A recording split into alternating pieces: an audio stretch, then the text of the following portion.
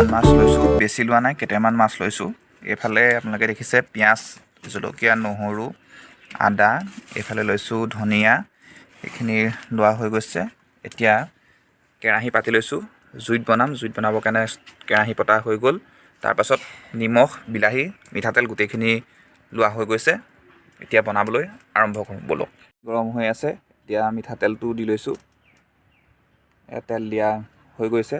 তেলটো গৰম হোৱাৰ লগে লগে ইয়াত মাছখিনি দিম। এতিয়া তেল গৰম হৈ আহিছে, তেল গৰম হোৱাৰ লগালগ এতিয়া মই ইয়াত শুকান মাছকেইটা দি দিম। এয়া দি দিছোঁ। বেছি ভাজিব নালাগে, অলপ ভাজিম। তেলত নাভাজিলেও হয়, কিন্তু মই তেলতে ভাজি লৈছোঁ। তেলত ভাজি ল'লে খাবলৈ বেছি ভাল হয়।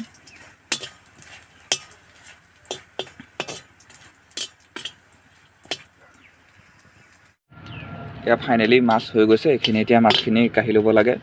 কাঢ়িবৰ কাৰণে এখন প্লেট লৈ লৈছোঁ। গোটেইখিনি মাছ প্ৰথমতে কাঢ়ি লওঁ।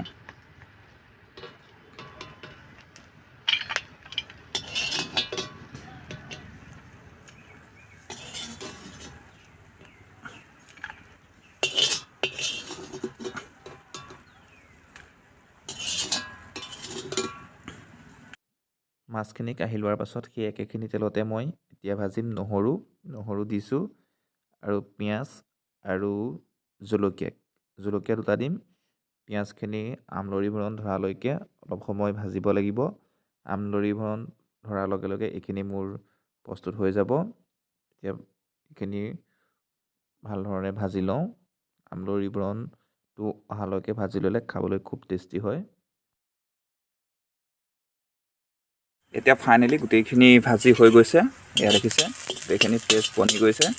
এতিয়া এইখিনি কাঢ়ি লওঁ।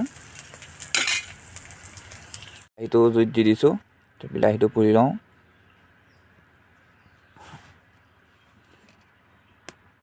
এতিয়া খুন্দিবৰ কাৰণে, পিটিকা প্ৰস্তুত কৰিবৰ কাৰণে ৰেডি হৈ গ'ল। এতিয়া প্ৰথমতে এইখিনি যিখিনি জলকীয়া, পিঁয়াজ, নহৰু আনিছিলোঁ সেইখিনি এতিয়া খুন্দি ল'ব লাগে।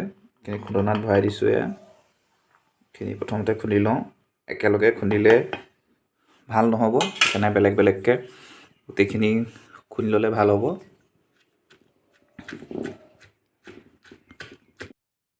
এইখিনি খুন্দি হোৱাৰ পাছত এতিয়া দিছোঁ মাছ। ভাজি লোৱা মাছখিনি দি লৈছোঁ। প্ৰথমতে পিঁয়াজ, নহৰু, আদা, জলকীয়া সেইখিনি খুন্দা হৈ গ'ল। এতিয়া মাছকেইটা খুন্দি লওঁ। মাছকেইটা খুন্দি দিলে প্ৰস্তুত হৈ যাব এইটো চাটনি। এতিয়া মাছকেইটা গুড়ি হৈ গৈছে। তাৰপিছত দিছোঁ নিমখ আধা চামুচমান দিছোঁ নিজৰ পৰিমাণ অনুসৰি দিব আপোনালোকে নিমখটো। তাৰপৰা দিছোঁ বিলাহী, পুৰি লোৱা বিলাহী কেইটুকুৰামান দিছোঁ, গোটেইটো বিলাহী দি দিয়া নাই। কেইটুকুৰামান দি এতিয়া গোটেইখিনি আকৌ সংমিশ্ৰণ কৰোঁ ভালদৰে। খুন্দনাত অলপ জোৰ লাগে, পিছোতে অলপ জোৰ লাগে, খাবলৈও টেষ্টি হয়। এতিয়া ফাইনেলি মোৰ প্ৰস্তুত হৈ গৈছে শুকান মাছৰ চাটনি। প্ৰথমটো এয়া দেখিছে, এইটো প্ৰস্তুত হৈ গ'ল। ফাইনেলি ধনিয়া পাত কেইডালমান দি দিলোঁ ওপৰত, তেতিয়া টেষ্ট বেছি হ'ব। এতিয়া দ্বিতীয়টো ৰেচিপি প্ৰস্তুত কৰিবৰ কাৰণে শুকান মাছৰ চাটনি। মাছকেইটা প্ৰথমতে পিচি লওঁ। পিচি হৈ গ'ল মাছকেইটা।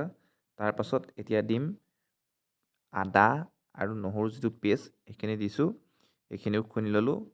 মাছ আৰু আদা নহৰু পেষ্ট কৰা হৈ গ'ল। এতিয়া দিম পিঁয়াজ দি লৈছোঁ। তাৰপাছত ধনিয়া আছে, ধনিয়া দিম আৰু নিমখ দিম। গোটেইখিনি সংমিশ্ৰণ কৰিব লাগিব।